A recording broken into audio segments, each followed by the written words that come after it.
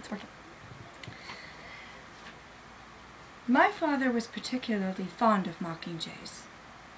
When we went hunting, he would whistle or sing complicated songs to them, and, after a polite pause, they'd always sing back. Not everyone is treated with such respect, but whenever my father sang, all the birds in the area would fall silent and listen. His voice was that beautiful, high and clear, and so filled with life, it made you want to laugh and cry at the same time. Could never bring myself to continue the practice after he was gone. Still, there's something comforting about the little bird. It's like having a little piece of my father with me, protecting me. I fasten the pin onto my shirt, and with the dark green fabric as the background, I can almost imagine the mockingjay flying through the trees.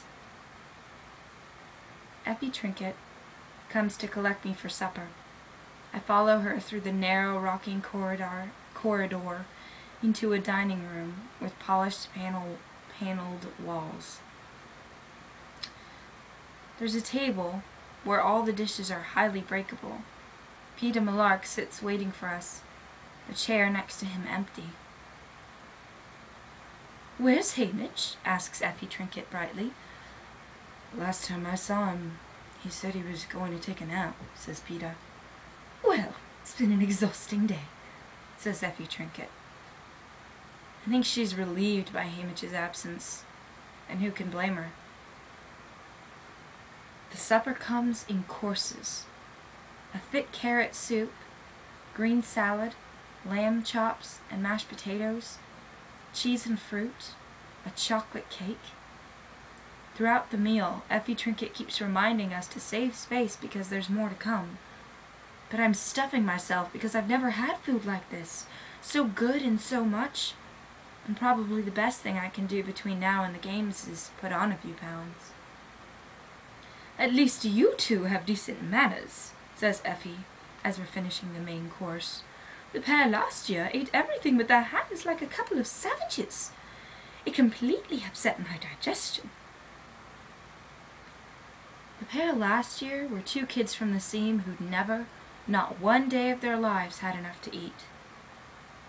And when they did have food, table manners were surely the last thing on their minds. Peter's a baker's son. My mother taught Prim and me to eat properly, so yes, I can handle a fork and knife.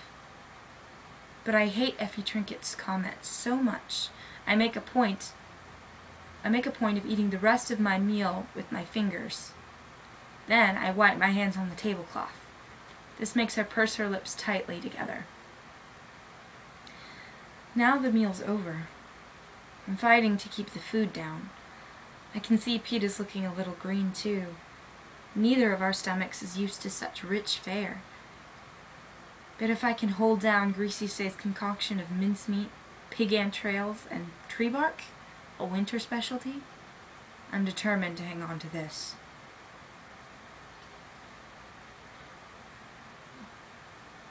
We go to another compartment to watch the recap of the reapings across Pan Am. They try to stagger them throughout the day so a person could conceivably watch the whole thing live, but only people in the capital could really do that, since none of them have to attend reapings themselves. One by one, we see the other reapings, the names called, and the volunteers stepping forward, or, more often, not. We examine the faces of the kids who will be our competition. A few stand out in my mind. A monstrous boy who lunges forward to volunteer from District 2. A fox-faced girl with sleek red hair from District 5. A boy with a crippled foot from District 10. And, most hauntingly, a 12-year-old girl from District 11. She has dark brown skin and eyes, but other than that, she's very like Prim in size and demeanor. Only when she mounts the stage, and they ask for volunteers, all you can hear is the wind whistling through the decrepit buildings around her. There's no one willing to take her place.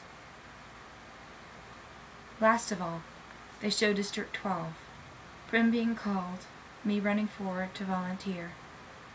You can't miss the desperation in my voice as I shove Prim behind me, as if I'm afraid no one will hear, and they'll take Prim away. But of course, they do hear. I see Gale pulling her off me, and watch myself mount the stage. The commentators are not sure what to say about the crowd's refusal to applaud. A silent salute.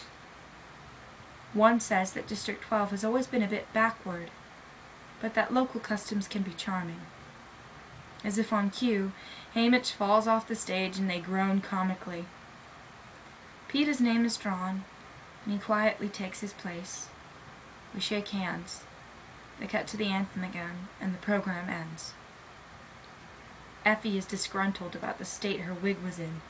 Your mentor has a lot to learn about presentation, a lot about televised behavior.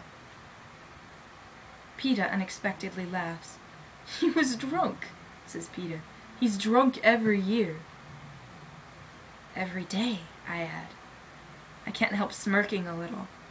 Effie Trinket makes it sound like Haymitch is just somewhat rough, has just somewhat rough manners, and that could be corrected with a few tips from her. Yes, hisses Effie Trinket. How odd you two find it amusing. You know your mentor is your lifeline to the world in these games, the one who advises you, lines up your sponsors, and dictates the presentation of any gifts. Haymitch can well be the difference between your life and your death. Just then, Haymitch staggers into the compartment. I miss supper, he says, in a slurred voice.